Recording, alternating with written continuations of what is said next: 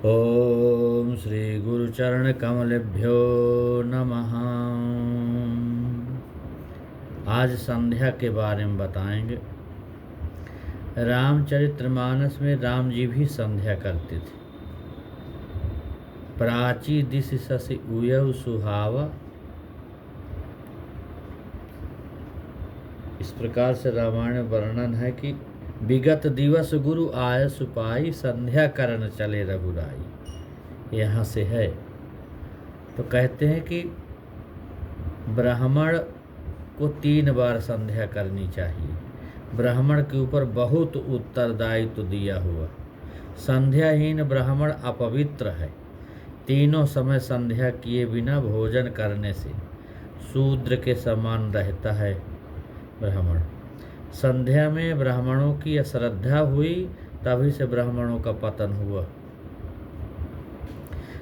कितने ही संध्या करते हैं, परंतु संध्या का समय का निर्वाह नहीं करते। संध्या समय पर होनी चाहिए। प्रातः काल आकाश में नक्षत्र हो, उत्तमो तारकोपेता। उस समय प्रातः संध्या की जाए तो उत्तम संध्या। नक्षत्र न दिखाई देते हो, परंतु अभी सूर्य नारायण बाहर नाए हो, उसी समय की गई संध्या मध्यम संध्या। सूर्योदय के पश्चात की अधम संध्या। कितने ही प्रातः संध्या करते हैं, परंतु सुबह 8-9 बजे वे करने बैठते हैं। ठीक है, कितने ही कुछ करते ही नहीं। कितनों तो कुछ करते नहीं, उनसे तो ठीक है। उनकी अपेक्षा है तो कुछ करे तो क्या बुरा। किसी के मामा ही न हो और उसको मामा मिले तो बेचारा राजी हो जाता है। सत्कर्म का जो समय निश्चित किया गया है, उसी समय उस सत्कर्म को करना चाहिए। उदयंतमस्त्यंत आदित्य मभिध्यायन कुर्वन् ब्राह्मणा सकलम भद्रमश्नुते। ब्राह्मण अन्य कुछ न करे, परंतु सूर्योदय और सूर्यास्त का समय साधे और बहुत सावधान होकर संध्या करे, तो उस ब्राह्मण की चिंता सूर्य नारायण करते हैं। सूर्य नारायण ब्राह्मणों के गुरु हैं। श्री महाप्रभु जी 3 बार संध्या करते थे, ऐसा उनके चरित्र में लिखा हुआ। त्रिकाल संध्या करो। संध्या के समान श्रेष्ठ सत्कर्म एक भी नहीं। प्रातः संध्या से रात्रि का पाप नष्ट होता है। मध्याह्न की संध्या अन्न जल का दोष दूर करती। सायं संध्या दिन का पाप नष्ट करती। त्रिकाल संध्या की महिमा बहुत बड़ी है। संध्या में सूर्य नारायण का जप करते हुए गायत्री का ध्यान करना चाहिए। संध्या में गायत्री माता का आवाहन करना है कि माँ, तुम मेरे हृदय में पधारो, पाप से मेरा रक्षण करो। संध्या में अघमर्षण करना होता है। ऋतम च सत्यम चा विधा तपसो अध्यजायत, ऐसा मंत्र।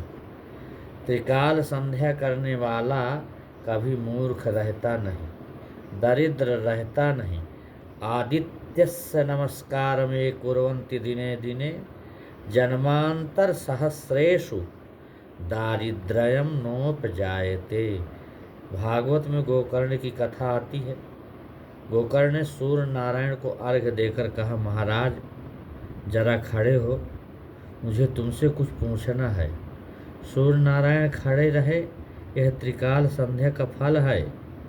संध्या करके श्री राम लक्ष्मण ने कुछ समय विश्वामित्र जी का सत्संग किया और पश्चात गुरुदेव ने शयन किया। तब दोनों भाई गुरुदेव के चरणों की सेवा करने लगे। गुरु जी ने कहा कि मुनिवर शयन कीन तब जाई, लगे चरण चापन दो भाई। दोनों भाई गुरु जी के चरणों को दबाने लगे। क्यों?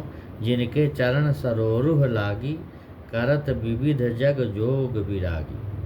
तेई दो बंधु प्रेम जन जीते, गुरुपद कमल पलोटत प्रीते। इस प्रकार के जिनके चरण कमलों का ध्यान करते हुए साधु महात्मा जप करते हैं, योग करते हैं, वे दोनों भाई गुरुदेव के चरणों की सेवा करते। गुरुदेव का हृदय पिघला उन्होंने आशीर्वाद दिया। हृदय पिघलता है तभी आशीर्वाद मिलता है। कितने ही तो ऐसा समझते कि महाराज के आगे रुपए भेंट धरूं, सामान दूं, जिससे महाराज समस्त आशीर्वाद देंगे। पैसे से जो आशीर्वाद मिलता है वह जल्दी सफल होता नहीं। तुम सेवा करो, अपने माता पिता की सेवा करो, कोई साधु ब्राह्मण तपस्वी अथवा वृद्ध मिले उसकी सेवा करो, उसका हृदय पिघले और हृदय में जो आर्द्रता आए वह तुमको आशीर्वाद स्वरूप होगा। मांगने से नहीं, आशीर्वाद तो बड़ों का हृदय प्रसन्न होकर पिघल जाए, ऐसी सेवा करने से ही मिलता है। बड़ों के पिघले हुए हृदय में से जो शब्द निकलता है वह सफल होता है। सांदीपनी ऋषि के आश्रम में परमात्मा भगवान श्री कृष्ण का अध्ययन पूर्ण हुआ। श्री कृष्ण ने गुरुदेव को गुरु दक्षिणा देने की इच्छा प्रकट की। गुरुदेव ने कहा, मुझे कोई ज़रूरत नहीं, ये वृक्ष फल देते हैं, सरिता जल देती, फल और जल से मुझे पूर्ण संतोष है, मुझे कोई भी अपेक्षा नहीं। तुम कुछ भी लेने को इच्छा रखे बिना विद्या का वंश बढ़ाते रहना। यह ज्ञान जो मैंने तुमको दिया है वह सत्पात्रों को देते रहना, यही मेरी गुरु दक्षिणा है। परंतु श्री कृष्ण ने बहुत आग्रह किया, तब गुरु पत्नी ने सागर में डूबकर मरण को प्राप्त हुए अपने पुत्रों को वापस लाकर देने को कहा। भगवान श्री कृष्ण सागर के पास दौड़े और उन्होंने गुरु पत्नी को उनके पुत्रों को लाकर सौंप दिया। गुरु पत्नी का हृदय पिघल गया। उन्होंने श्री कृष्ण को अनेक आशीर्वाद दिए। श्री कृष्ण तुम्हारी जय होगी। आशीर्वाद देती हूँ कि तुम्हारे घर में लक्ष्मी, जिह्वा में सरस्वती और जगत में कीर्ति निरंतर बढ़ती ही रहे। जगत गुरु श्री कृष्ण ने भी अपने गुरु और गुरु पत्नी की सेवा की थी। इस प्रकार से भगवान संध्या करते थे, गुरु का सम्मान करते थे, गुरु की सेवा करते थे, अपने माता पिता की सेवा करते थे। तो इस प्रकार से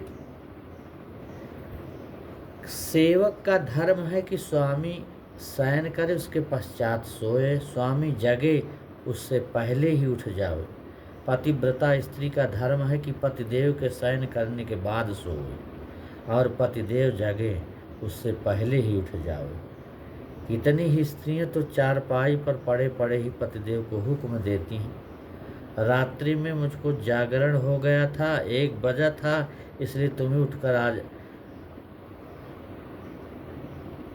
आग सुलगा लो। ऐसा करने से उसको पाप लगता है, आर्डर चलाने से।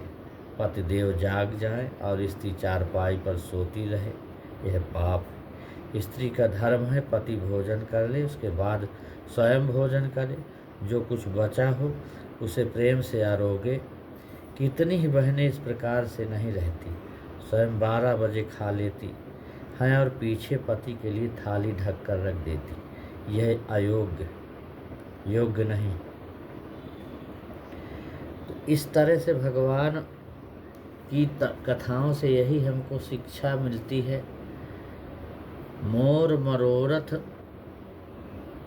मनोरथ जानहु नीके, बसहु सदा उरपुर सबही के। हे माता जी, गंगा जी से कहते हैं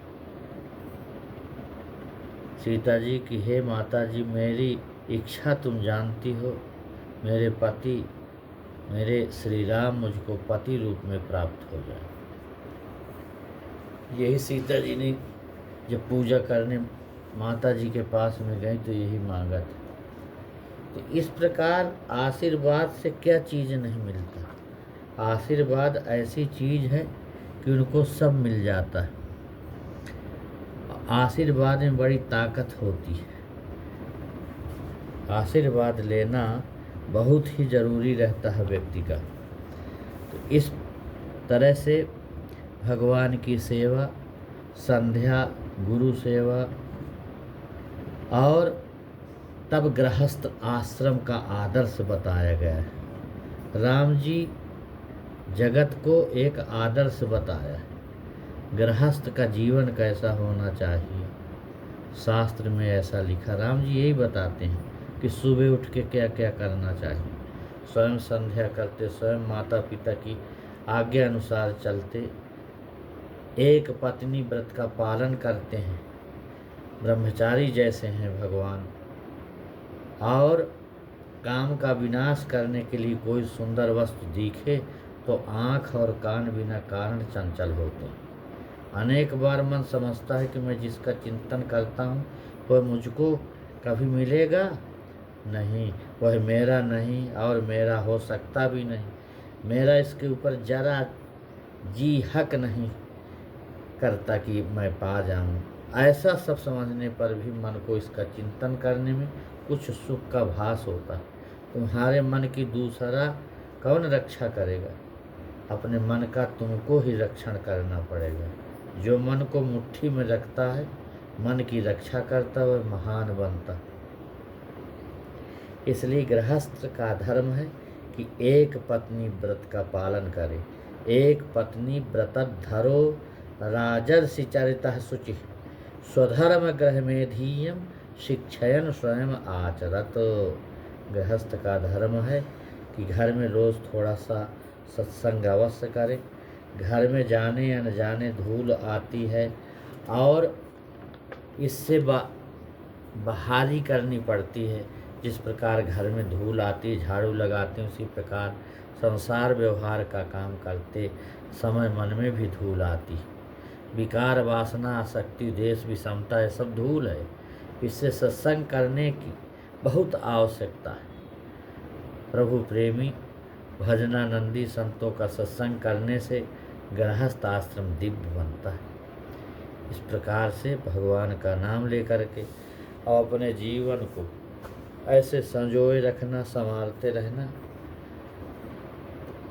इस तरह से भगवान का नाम लेते हुए और गृहस्थ को अपने सद्गुरु की कृपा से, संतों की कृपा से सत्कर्म करते रहना चाहिए। इससे जीवन सुखी होगा और अंत भी अच्छा होगा। ओम शांति शांति शांति ओम।